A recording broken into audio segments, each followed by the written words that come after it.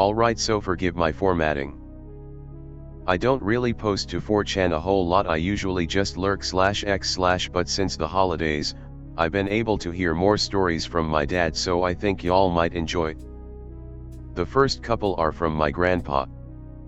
I had heard stories about my grandpa ever since I was a kid. He was my dad's dad and had experienced a lot in life, and this in turn generated some of the most amazing stories I had heard in my childhood. After the Korean War, he became a law enforcement officer in Lubbock, Texas in the late 50s, being the first Hispanic to be employed in the Texas civil service system there. And then from 1960 to 67 he served as a Texas Border Patrol agent, becoming one of the first of 5 Hispanics to be employed by that agency, up to that time. He later worked for the U.S. Customs Agency Service, and the DEA in the 70s. My dad always told me some amazing stories, and not all of them fit here, and some are not for me to share, but he has 2 that, although did not happen to him, have been told to my dad, who later told them to me, in pretty good detail. So the next 2 stories take place between 1960 and 1967. My dad's family was living in the southwest Texas town of Eagle Pass, which is a border town that borders the Mexican city of Piedras Negras. My grandpa was doing border patrol work there and in the nearby border towns that are scattered along the Rio Grande River. The sand trap. Now, before I get into this first story, I have to explain what a sand trap is. It's not necessarily a trap exactly. There are some spots along the Rio Grande that are low enough to cross over without much effort. These areas are patrolled but can't be monitored 24/7, especially back then, so sometimes immigrants passed through without detection. In places where the brush wasn't too thick, they would throw down layers of sand and smooth it out. This allowed them to monitor and count footprints and track who or how many people were crossing the river and into the U.S. My grandpa worked the morning shift and arrived at the station to supposedly catch up on paperwork and get some coffee. That's where he found a late-night officer, who I'll refer to as Mr. L, at the station back from his post earlier than he should have. He was pale and looking very distraught. Grandpa asked Mr. L what his deal was and was told the following story. Mr. L had been hearing rumors of some creepy post out in Del Rio, a town about an hour north of Eagle Pass. Essentially, there was a low point in the river where immigrants would cross and enter private ranch land. Multiple BP agents would be sent to check the sand trap there to see if anything was turning up, but they never got any footprints. They needed someone out there to monitor it more closely, however nobody wanted to stay after dusk. The area was rumored to be unsettling and quite possibly haunted. Mr. L thought that was a crock of shit. My dad describes Mr. L as a very tall man, shaved head, and very tough. The kind of person that doesn't take any bullshit. He decided that he would go out there himself at night and show these other guys that they're just being a bunch of sissies. He drives to the Del Rio station and starts getting ready. A lot of the guys were telling him to not worry about it, they can just check the trap in the morning for footprints, and showed obvious signs of concern. But of course he brushed it off and was handed a large ring of keys. The keys were to unlock the multiple ranch gates in the county, as he would be driving deep into the middle of nowhere and through multiple properties.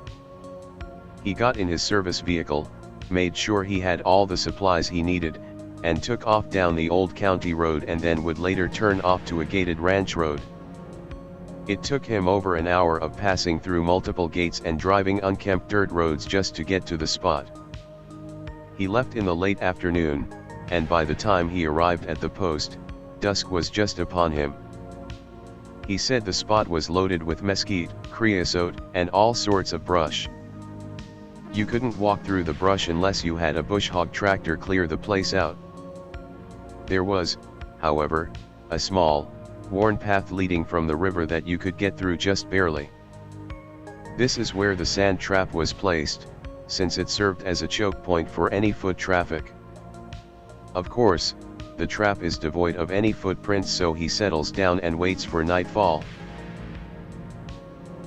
The night was pretty uneventful. The moon was out and lit up the area in a dim, ethereal light. The air was still, and despite being out in the middle of nowhere in Texas, there weren't many of the usual night sounds he was accustomed to. He says he would have fallen asleep, but the lack of sound kept him on edge and made him unnecessarily anxious. At around 3 or 4 a.m., he was getting the feeling that maybe the spot wasn't so bad after all, and his anxiety was from him just hearing rumors. Then he heard the faint sound of footsteps. He put out his cigarette and tightened his grip on his .357 Magnum sidearm.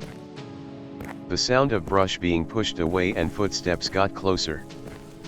The moon was lower now and it was very dark, but he could see the silhouettes of 3 men come into view. They emerged from the brush, but something was off about their appearance. He thought maybe it was the lack of light, but their silhouettes were pitch black. It was dark, but these forms looked like they were darker than night. Their eyes were glowing, similar to how a cat's would if you shined a light at their face in the dark. He called out to them, but they kept moving, ignoring his commands to freeze. They walk in single file, slowly ambling along the path. He points his vehicle's spotlight at them and feels his blood run cold. The forms look like shadows cast on a wall in a puppet show. He said it looked like someone was walking in front of his spotlight, but the shadows that were cast were disembodied and didn't belong to anything. He stood in awe and fear for probably 45 minutes. The forms were gone and there was no longer any sound coming from the brush. He went down to check the sand trap, and found that it was still smooth, and it was like nobody had ever crossed that area. He suddenly felt dreadful, and as though something was watching him. The feeling wouldn't go away and he started to feel fearful. He got in his vehicle and left. He drove straight to Eagle Pass, and since my grandpa came in early, he heard everything from the now shaken Mr. L. My grandpa didn't have a fun time, as Mr. L didn't bother to lock the numerous ranch gates behind him. I wish I could say this is the fun part of the story, where my grandpa goes over there to close it for him and see the spot for himself. But he had stuff to do and delivered the keys back to the Del Rio station and let them take care of it. Mr. L never went back to that area, but he stopped making fun of his fellow colleagues' stories. Funnily enough, not much changed about him. He wasn't scared of anything, and was a mean guy all around. But whenever Mr. L retold the story at later times, my dad could tell that it was an event that really shook him. My grandpa continued to hear stories about that remote Del Rio post, but over time he heard less about it as he was given assignments that took him away from that town. He believes it was haunted and people said it was an evil place, and although they never caught anybody in that area in his 7 years as a Border Patrol agent, there surely was something crossing over. This one is another one of my grandpa's Border Patrol stories. It's another one that didn't happen to my grandpa but was told by his colleague as they were exchanging stories one morning at the station.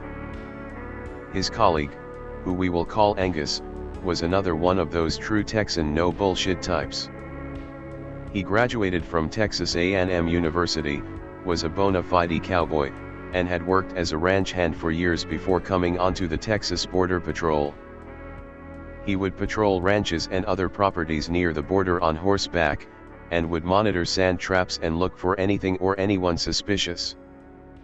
This one instance took place near Rio Grande City. He was on horseback in the middle of nowhere on a ranch in Starr County, Texas. The sun was hot, and he hadn't come across anything or anybody for hours. He was miles away from any service road, much less a county road, and he started to get thirsty. He took a quick break to drink some water and get his horse hydrated, too. He wiped the sweat off his brow when maybe 500 feet away, he saw a figure moving across the plains at a decent pace. He took a sip out of his canteen and got his binoculars out. He could see it was an older man, with a cowboy hat, riding a horse at a slight trot. Angus closed his canteen and put his binoculars back around his neck. He radioed in the incident and mounted his horse and took off after the person, hoping to intercept him. He started off with his horse at a full gallop, kicking up dust behind him. The area was hilly and he passed a bend and saw that the rider was now further away than he was before. Confused but determined, Angus drove his spurs into the side of his horse to goad it into going faster. They started to gain ground on the other rider. He disappeared around another bend, but Angus was close behind. When Angus came around the bend, he saw that the rider was even further away. Angus started to get pissed off. Obviously the guy was fucking with him and he was ready to apprehend him. He gets his horse to go even faster. His hat was barely hanging on, and everything was shaking and starting to come loose from their holsters and bags. He gained on the figure yet again, but after another bend, the figure came even further away. He had never made his horse go this fast. Its grunts were harsh and labored. After each bend, the figure got further and further away, until it finally disappeared.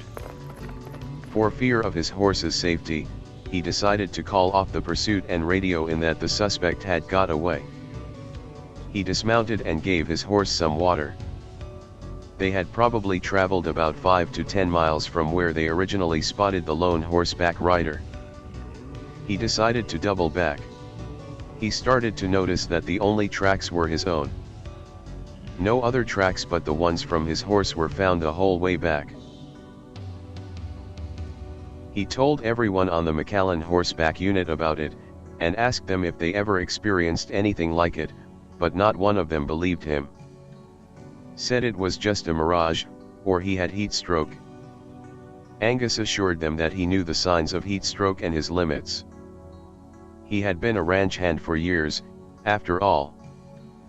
He wouldn't have continued if he knew he was not well enough to do so.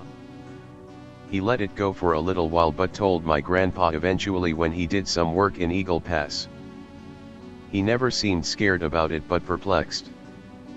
He continued working in that area of Starr County but he never experienced anything like that ever again. Alright, one last one I guess. This is my dad's UFO story. This story takes place truly in the middle of nowhere in the mid-1970s, when my dad was about 11 or 12.